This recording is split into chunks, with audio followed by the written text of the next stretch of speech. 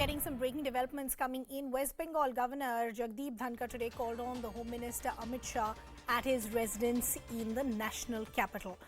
Let's first understand what's the ground situation. Shogato, my colleague and our senior editor, is now joining us from outside the assembly. Shogato, there is no other way of putting it, but what we saw was absolutely embarrassing today.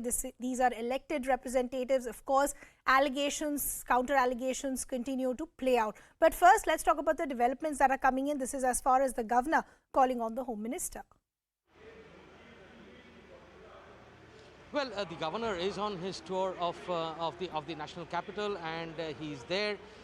It's his job to meet the Home Minister and appraise him of the developments that are taking place. And this was a pre-scheduled meet, of course, and that has happened now. And we have confirmation from the governor's house here as well that the governor met the Home Minister and appraised him of the ground situation here. Of course, what will dominate the discussion is obvious is what happened at Rampurhat just a week back, and the series of violence that were reported from various pockets of Bengal in the weeks preceding that as well.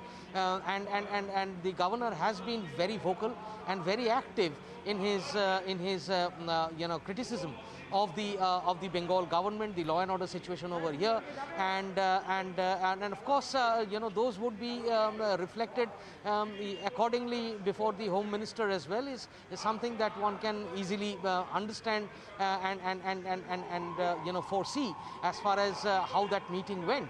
As far as Mamata Banerjee herself is concerned, she has written letters to the governor saying that her opinions are biased and politically motivated and are not in lines with the tradition of the Bengal political scenario.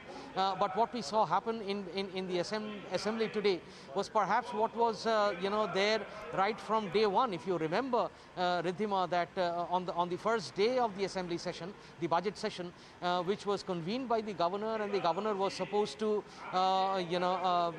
give out his inaugural speech on the ruckus broke out on that day itself. The governor was forced to walk out, move out of the assembly house without delivering his speech. Just he was able to just to read out the first line of the speech, and then he left the house because of that ruckus, which obviously the ruling dispensation pointed towards the BJP MLAs creating that ruckus on the well of the house. Of course, the BJP had their own points of view. As far as the rest of the assembly session is concerned, every single day saw some kind of disturbance on the floor of the house, despite the budget being placed, tabled, and discussions happening on them, and several other bills being tabled over here.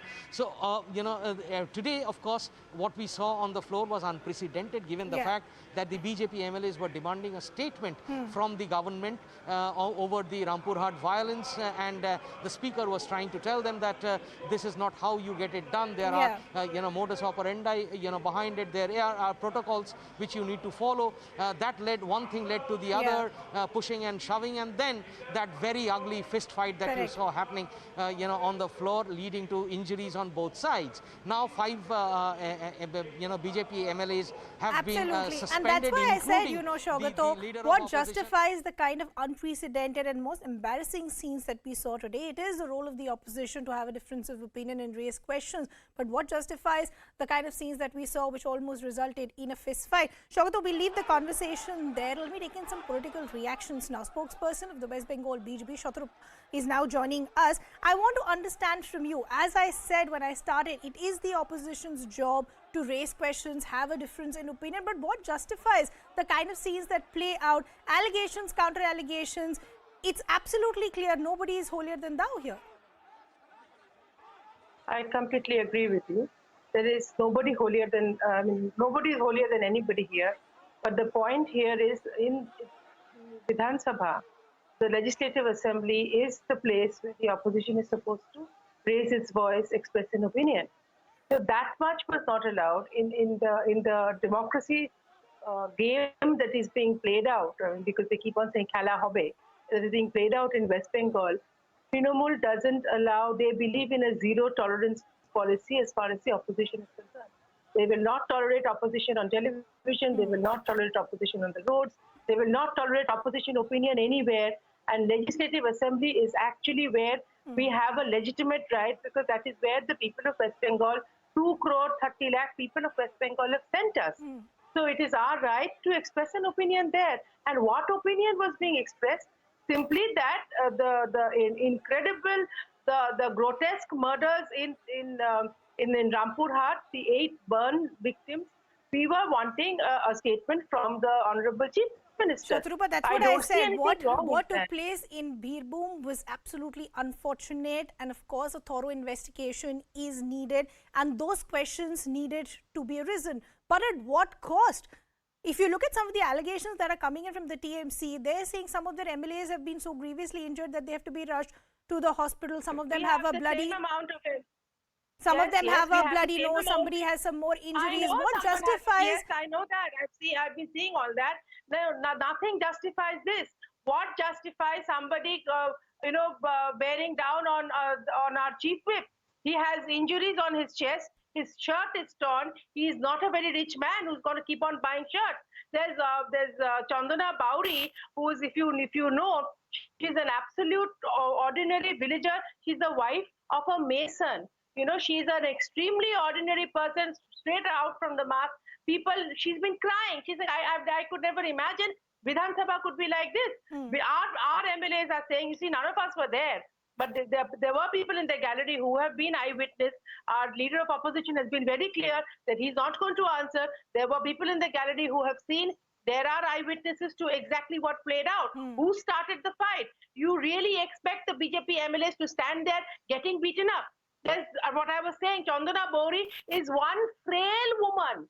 There was some lady MLA from Trinamool who practically pounced on her and beat her up. That's the big question. Where does this then end? You are saying that you wanted some answers, you wanted a dialogue, you wanted some sort of discussion to take place. So but at what cost? You tell me. I also want to understand as an independent journalist. You tell me as an independent journalist. I said this at the outset that nobody is holier than thou. Both are responsible because there are allegations and counter allegations. All I'm saying is it is the role of the opposition to raise these questions, but at what cost?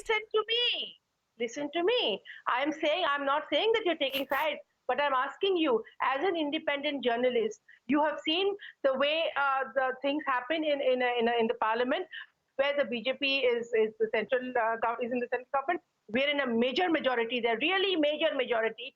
So why can we not expect the same kind of treatment in the Vidhan Sabha, where also it is a seat of democracy?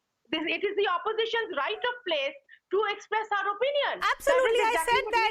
But I said what justifies the fist fight? Let me just take in a reaction from TMC also. One sec, Shatarupa, let me take in a reaction from